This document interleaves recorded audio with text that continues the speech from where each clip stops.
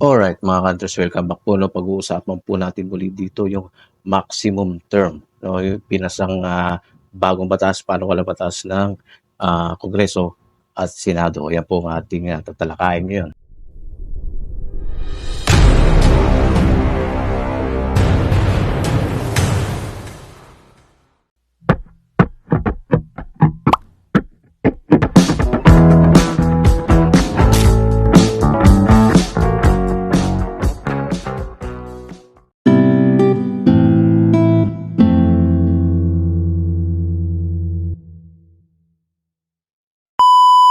Okay, so yun na 'no, naipasa na po at, pirma na lang ng presidente yung, inaantay dito 'no. I-re-reviewhin natin, sabi nga pirmahan man o hindi ng pangulo yan ay magiging ganap na po yang, batas sa loob ng isang buwan at, mangyayari po yan ayon sa pagkasunduan itong darating na, next year 'no, year, 2026, bali, November po. Ayan na po ang, ipinasa 'no. So inaasahan dahil nga yan ay, magiging batas na 'no, hindi pa man ito ganap 'no.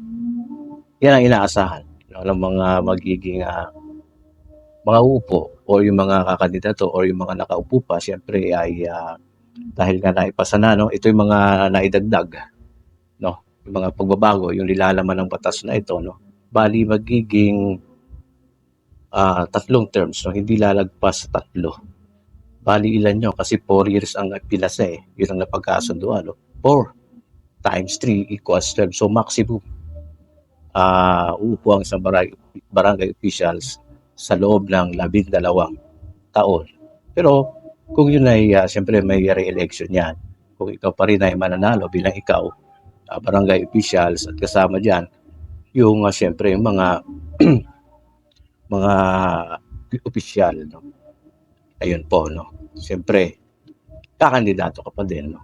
Kung tutuloy mo ang iyong, pagkandidato, maisasagot mo yan at kung maganda ang iyong record, malaki ang possibility na 12 years kang uupo simula, sa year 2026 November 'no, at ang susunod na siyempre ano na, 2030 na 'no.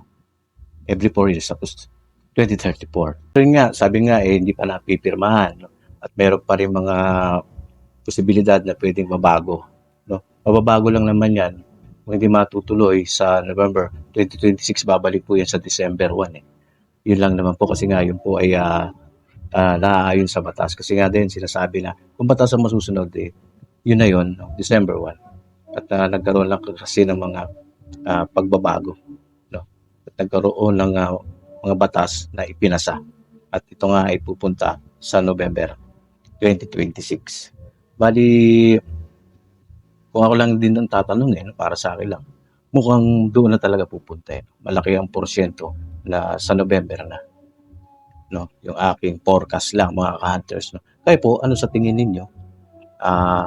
Magbigay kayo kung meron kayong mga nakuhang mga update diyan 'no, meron kayong kilala na talagang, updated o mga abogado, puwede kayong mag-comment dito kung ano sa tingin niyo, tuloy na nga ba talaga, 'di ba? O babalik sa December 1. So ayan po ang ating, update. Maraming salamat.